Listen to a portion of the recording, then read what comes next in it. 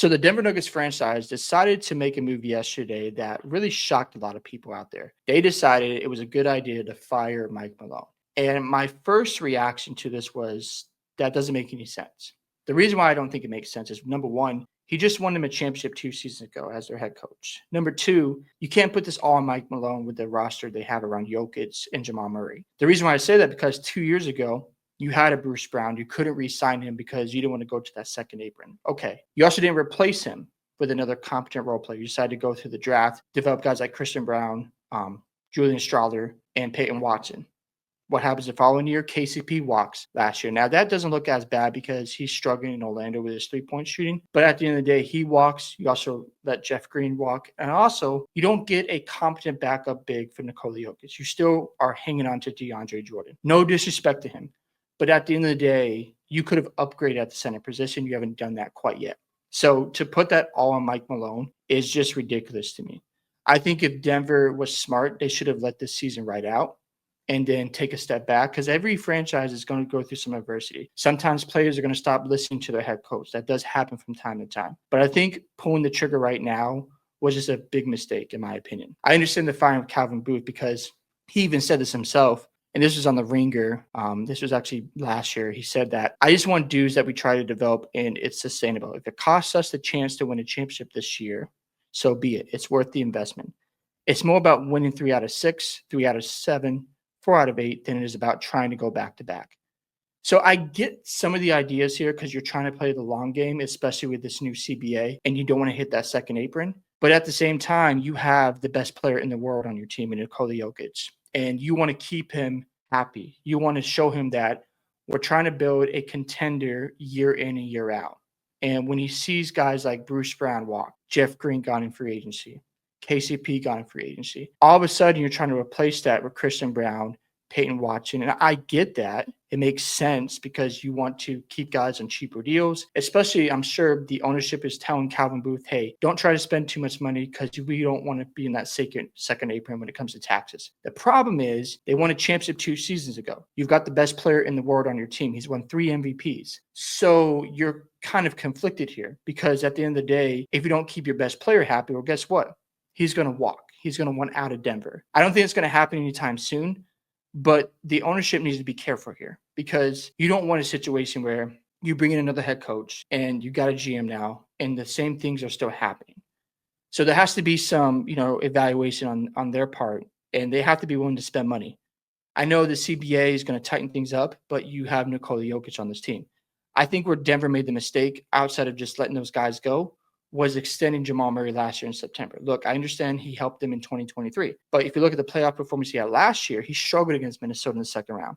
And I think if Denver was smart, they should have just held on to that extension until the season ended this year, just to see where things are at with Jamal Murray. Obviously, we've seen him struggle at times this year because he's not always consistent in the regular season. We know he shows up in the playoffs, and that might still happen. But I would have held off on that money for now. People have criticized the extension of MPJ, but that happened back in 2021. I'm not going to criticize Denver for locking up a rotational piece, especially when he had an impact in 2023. He shot the ball well in the first round against the Lakers. He just struggled against Minnesota. Sometimes you get cold in the playoff series. So I'm not going to knock them for extending MPJ for that 5-year deal. Now, it just comes down to this. Where does Denver go from here? Because right now they're in a slump. They've lost 4 in a row. And it's likely they're going to end up in the play-in situation.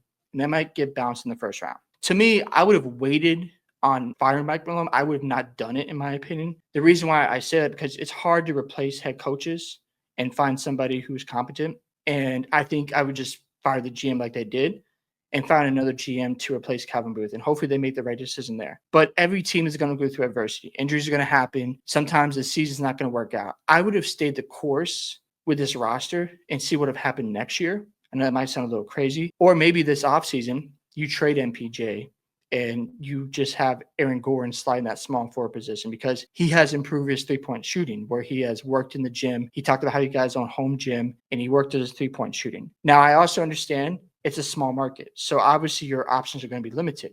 But I think if Denver would have just waited and stayed the course and see how things worked out next year and maybe tinker the roster a little bit, go out and add another free agent because it looks like Westbrook right now, unfortunately, is not working out. He's been turning the ball over more. He's been in situations, and I know that Murray has been hurt, so I don't think this is going to happen if Murray was healthy, where he's gotten opportunities and he has, lost him some games. So I think what Denver needs to do is sit back and ask themselves, okay, how can we upgrade this roster again? What pieces do we need around Jokic? I think you need more athletic guys on this team because you saw what Bruce Brown did for them 2 years ago. He had the versatility to help guard like 1 through 5 and, play that role off the bench. And then you lost that piece and then you're trying to rely on rookies and dudes who aren't ready for that moment yet. And now you're asking to step into a role where it might take them a few more years to finally understand what they're supposed to do out there. So I get the article from Calvin Booth saying, look, I'm playing the long-term game. However, it's hard to play that game when your key pieces are in their prime years and they're looking to contend for championships.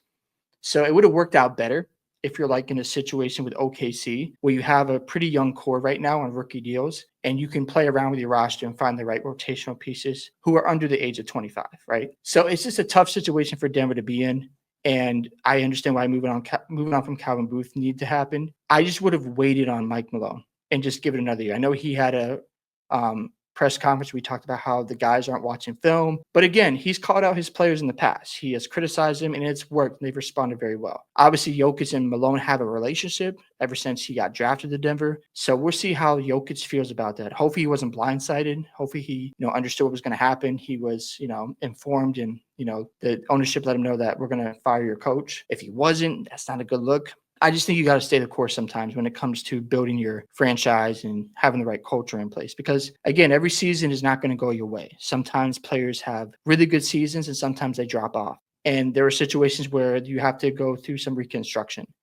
So I think for Denver, they have to have a great offseason. They got to look at this roster and go, okay, we got to add some bench to this lineup. We got to make sure we have the right pieces around Nikola Jokic. And maybe we should move off some guys like MPJ. I know that's maybe hard for Denver fans to receive, but at the end of the day, you got to upgrade some pieces and maybe just change some things up. Now, Jamal Murray, you're locked up with Jamal Murray. No one's going to take on that contract. That's what I said. It might have been smart to wait to sign an extension. I don't think you should have signed it right there and then, especially when Murray can't always stay healthy. That's another problem. He is injury prone, and that can be concerning, especially if he's out for periods of the season, and that puts more pressure on Jokic to carry this roster. They got to go into the offseason, add a backup big who's competent, add some guys at the bench who are veterans who can help, Peyton Watson and Christian Brown, take the pressure off of them and have some more offense out there for Jokic to work around and defense as well. So they got a lot on their plate, but this could backfire very quickly where Jokic might request a trade and not want to be in Denver or, who knows, maybe Aaron Gordon wants out.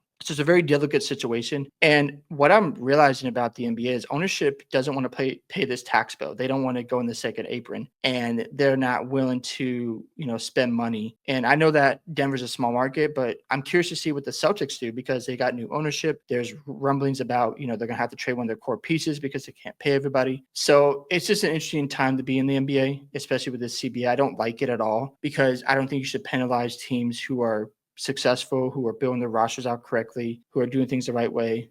Big market or small market, doesn't matter. I don't think you should penalize, teams for doing the right stuff. But again, we'll see how this all plays out and what Denver does next. They got to be very careful here and make sure they keep Jokic happy. Don't go into this offseason and show Jokic that we're just going to stand pat. Make some moves, make a trade that shakes things up. Maybe you trade MPJ and you bring in a young player or a vet and sign a free agent and go from there.